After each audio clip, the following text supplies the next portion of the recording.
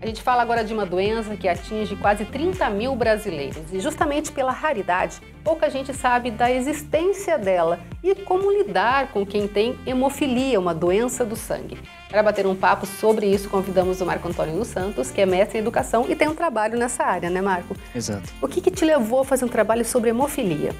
O que levou inicialmente a desenvolver um trabalho com pessoas hemofílicas foi justamente retratar a invisibilidade da doença, uma vez que ela não é tão debatida no setor educacional, no setor social, e as pesquisas científicas têm complementado essas informações, uma vez que não tem tanta particularidade existencial dentro de um contexto voltado para a educação, mas sim para a área médica. Então, justamente, a ideia inicial foi poder colocar em prática como que é essa vivência dessas pessoas hemofílicas, principalmente no contexto educacional, que é a vertente que a dissertação de mestrado buscou abordar.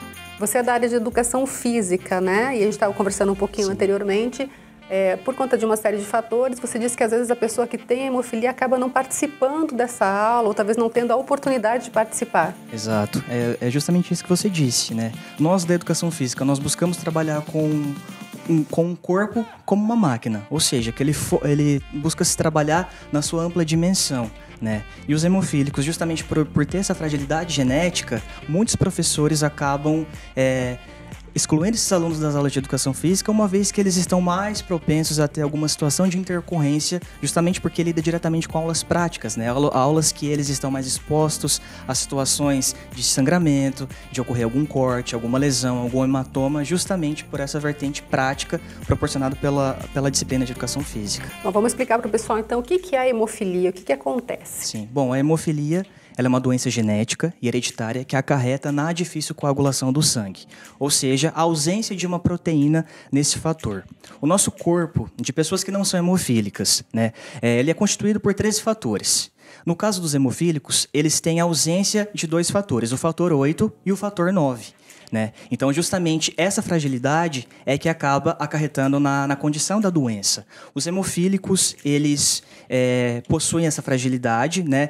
E a doença em si, ela justamente voltada para a hereditariedade, né? A codificação do gene é devido no cromossomo X. Como o cromossomo X, para poder constituir o cromossomo feminino é XX, o cromossomo dessa mãe, ele é um cromossomo afetado e o outro cromossomo saudável. Então, quando ela vai ter um filho hemofílico e ela transmite o cromossomo afetado, que vai ligar com o cromossomo Y do pai para gerar um indivíduo do sexo masculino, ela acaba transmitindo a doença e por isso ela é de caráter hereditário. Que interessante.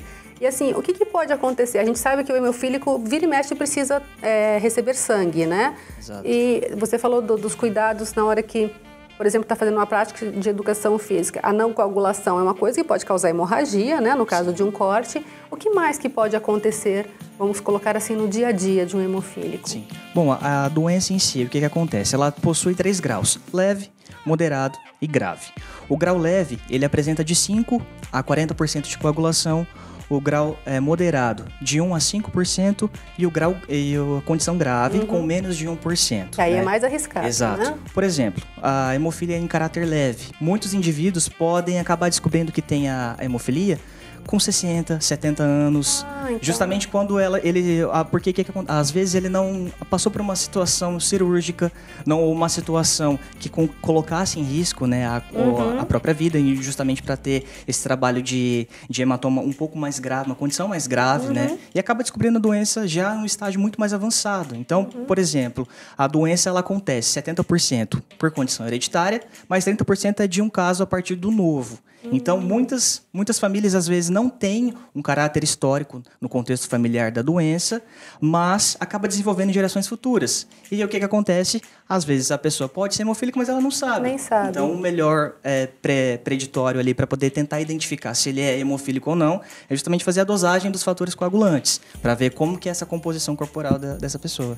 Agora, pelo seu trabalho, como é que dá para inserir, então, essas crianças nas aulas? O que dá para fazer? É importante que o professor tenha conhecimento de saber até como lidar no caso de se ferir. Sim, exato. O que acontece? Os fatores hemorrágicos, eles geralmente podem ser internos ou externos, né? No caso do professor de educação física, que lida com essa criança que justamente ela se encontra em condição ali dele, no contexto de aula, né? Ele pode ser ou extracorporal. E o que acontece? Os sangramentos podem ocorrer em 3 lugares mais específicos: no joelho, o cotovelo e o tornozelo, né? Que podem acontecer situações interarticulares, ou seja, há inúmeras disfunções mais comumente nessa parte do corpo. Exato, nessa parte do corpo. E aí o professor, então, é importante, sabendo que tem um aluno, é importante, claro, que o próprio aluno, né, ou os pais digam, ele pode pesquisar mais sobre isso. A sua tese, a sua dissertação leva para que lado isso? Leva justamente para poder retratar essa questão da invisibilidade.